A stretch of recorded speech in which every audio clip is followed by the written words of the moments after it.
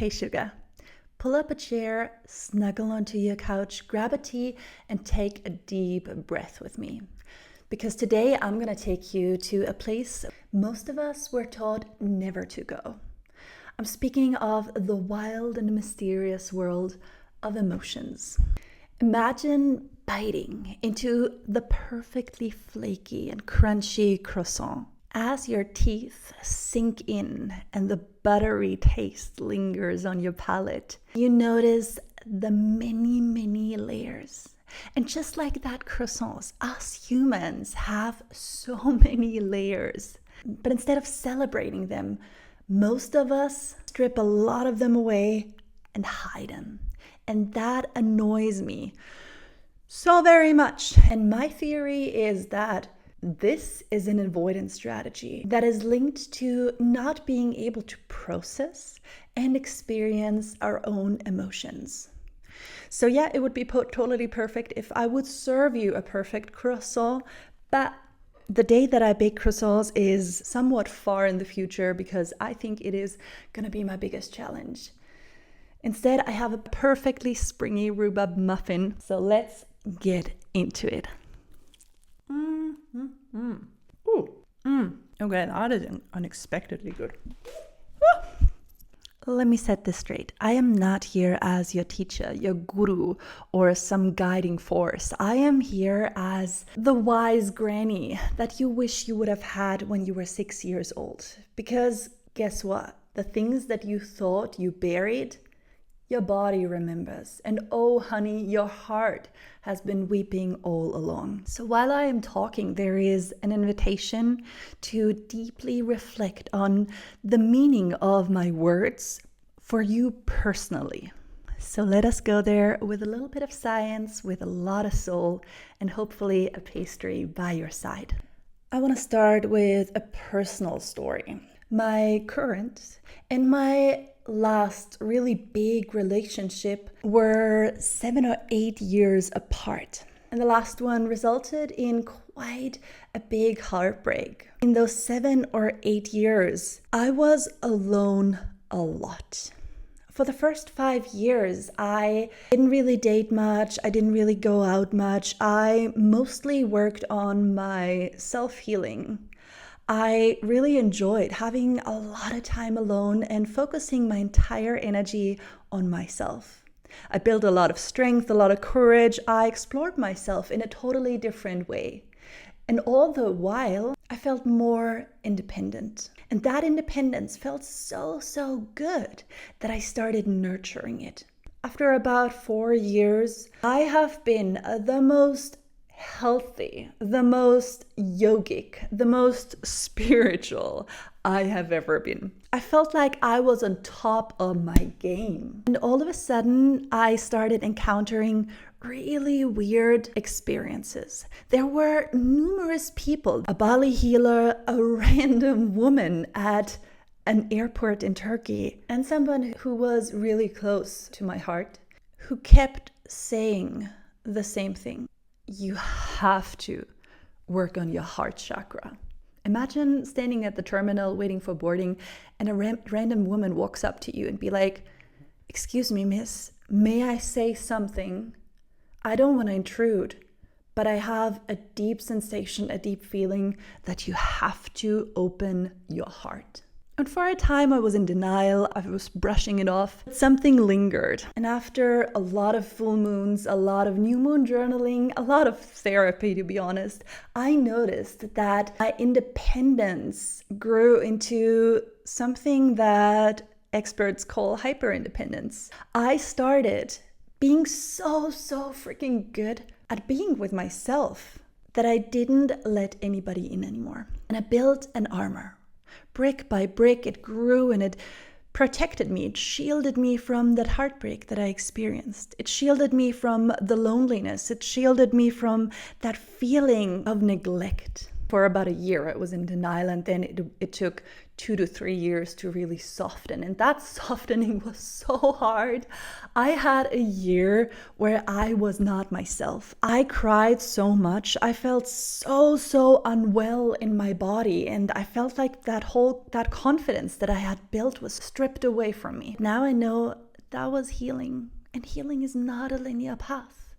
Now I know that was landing back into my body. Now I know that was the harsh lesson that I had to learn in order to integrate those emotions that I stuffed down and open myself to the world again. And I'm so glad that I did that work. I'm so freaking happy that I listened to that inner call and that I didn't neglect it, because now I'm in the most beautiful relationship that I ever could have imagined. Now, I want to set something straight. We all live in a world where we often intellectualize emotions. And I want to distinguish right away that your mind layer, the mental layer, your thoughts, your intellectual layer, right? That happens here. That is streaming from your brain, those electric impulses that we can call thoughts. That is something vastly different than an emotion. An emotion lives in the body. An emotion is something that your body experiences, not your mind. So you cannot intellectualize emotions. Once you've started doing that, you dissociate from your body. What happens is that you don't feel at home in your body. You are not familiar with your body's reactions to the world.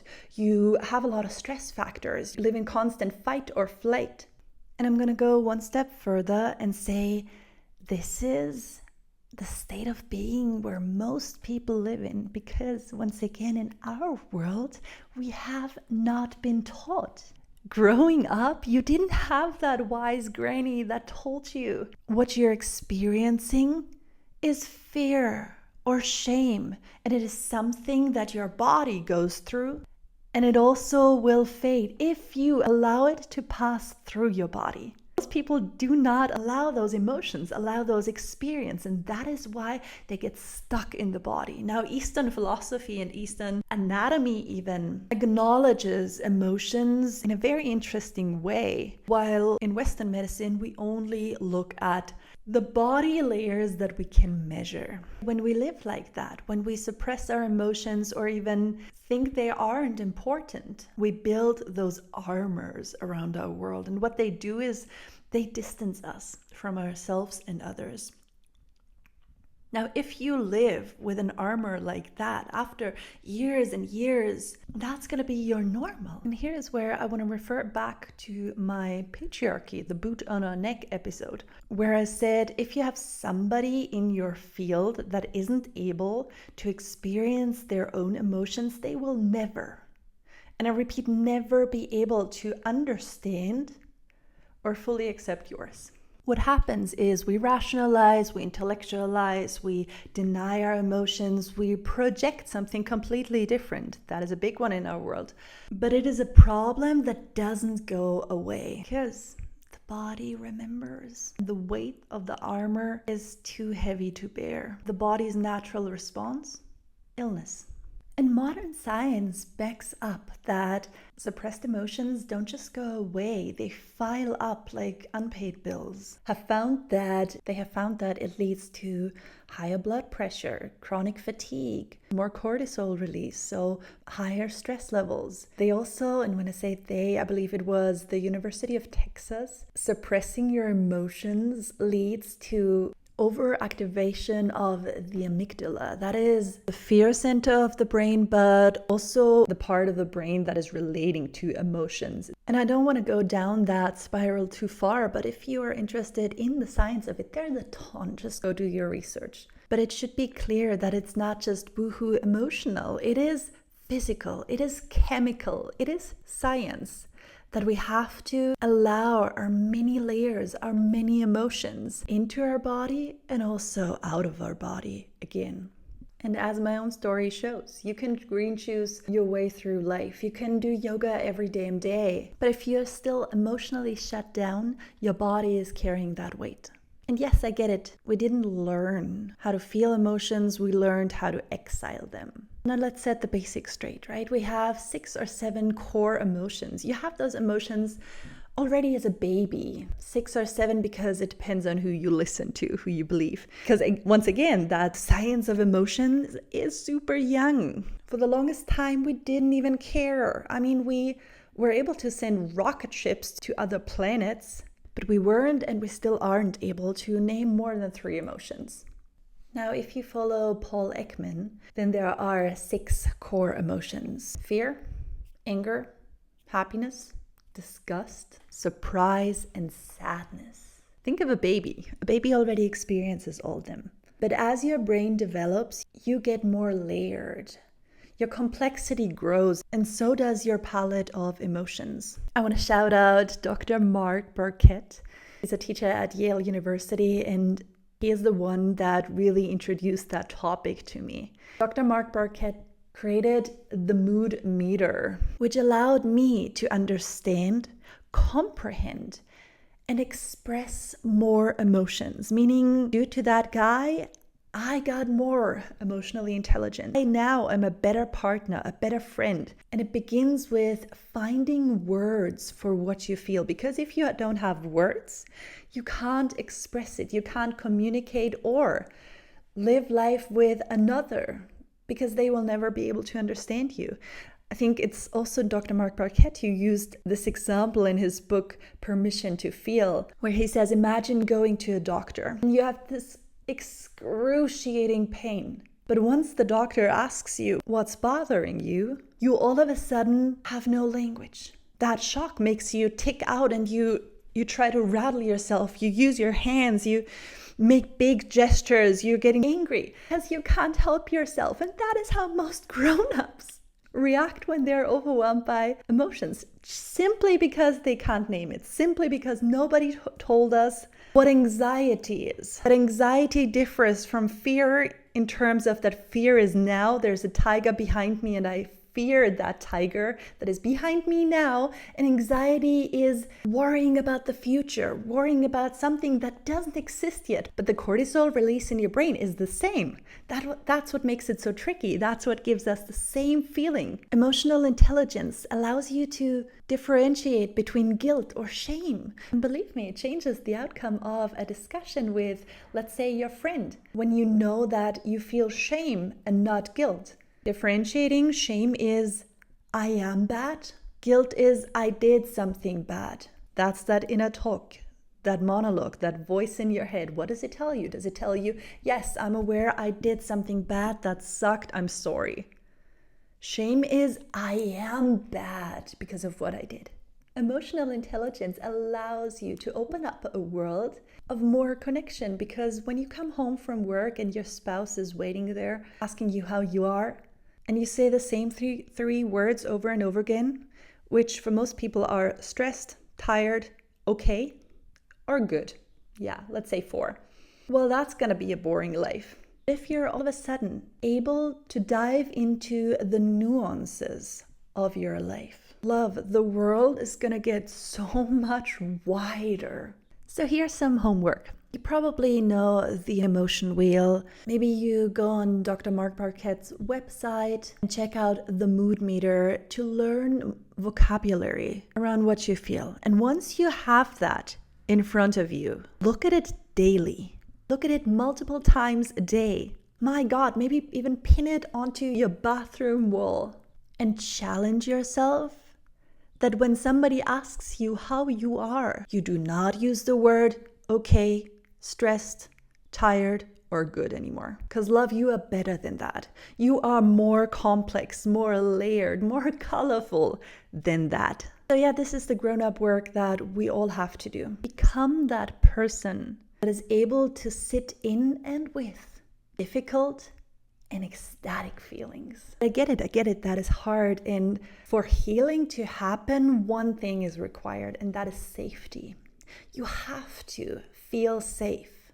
You have to be in a safe environment in order for growth and healing to happen. So if that work doesn't work, ask yourself what makes you feel unsafe. and try your best to change it.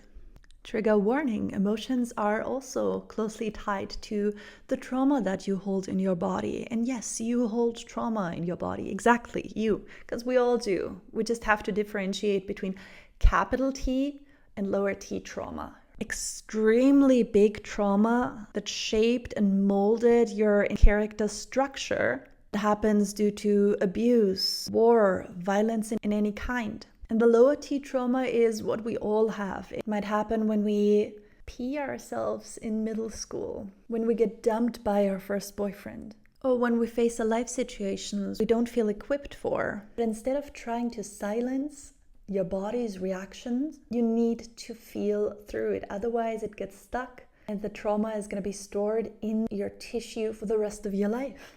And once again, that armor is too heavy to bear. Know that there is not only one emotion that you're feeling currently.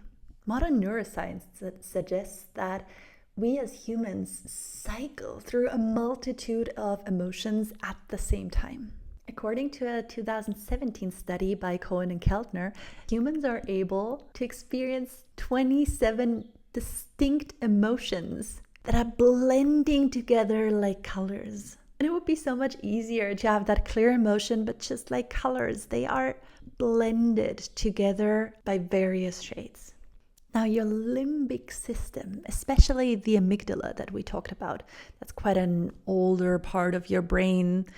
The newest part of your brain is your prefrontal cortex, right? That allows us to make decisions and think in such a complex way. But your limbic system is old. We have had to deal with such emotions for a long, long time. Just that complex world and the prefrontal cortex makes it so much harder. And the emotional processing in your brain starts with 200 milliseconds of a trigger. Now, this shouldn't make you feel defeated or numb, because you have that body that is helping you to notice. Even though all these signals happen so fast, you have agency. You are not bound to your feelings. And yes, even though you have to process them, you have to let them live through you, you also don't have to attach to every emotion. So in the moment that it comes up, if you have enough emotional intelligence and awareness of your system, you can certainly differentiate and allow certain emotions into your body, and others will just be flushed out of your system immediately. In order to get to that point, a ton of reflection and curiosity is mandatory. Therapy helps.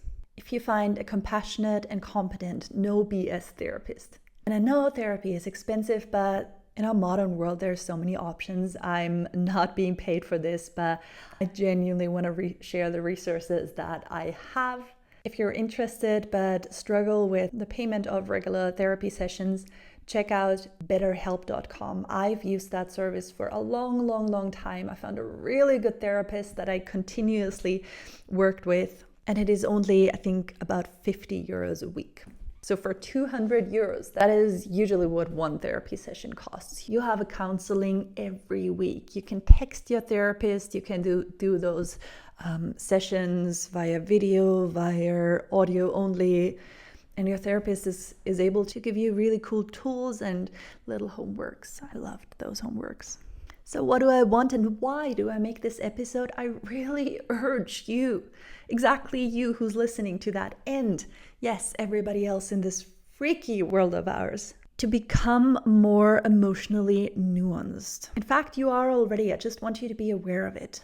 I believe if we would be aware of the complexity of a single human, we would have so much more compassion, and our lives with each other would be more heartfelt, open, and colorful. So love, if your body has been whispering, aching, and maybe even weeping, it's not broken. It might simply hold treasures that your mind is too scared to see. You do not have to have it figured out right away or at all. You just have to stop pretending, because underneath the numbness, the clenched jaw, the constant doing, there is a voice, and it sounds a lot like you. Your real self before the world told you to be less. Let this be your permission slip to scream out into the wide open, to cry if you want to dance it off like nobody's watching. By the way, that's exactly what animals do. They shake when they have lived through something traumatic. So do that. Whatever is necessary to feel and to embody yourself. So until next time, be tender. And remember, you're not too much. You are perfectly imperfect, like we all are. If anything in this episode resonated, please write a comment or share this podcast with somebody who you think could profit from it. I'm your host, Sarah Grace, and I'm so freaking excited for us to hang out a little bit. I'm gonna have my rhubarb muffin now, and I wish you a lovely week ahead. Thank you. I love you.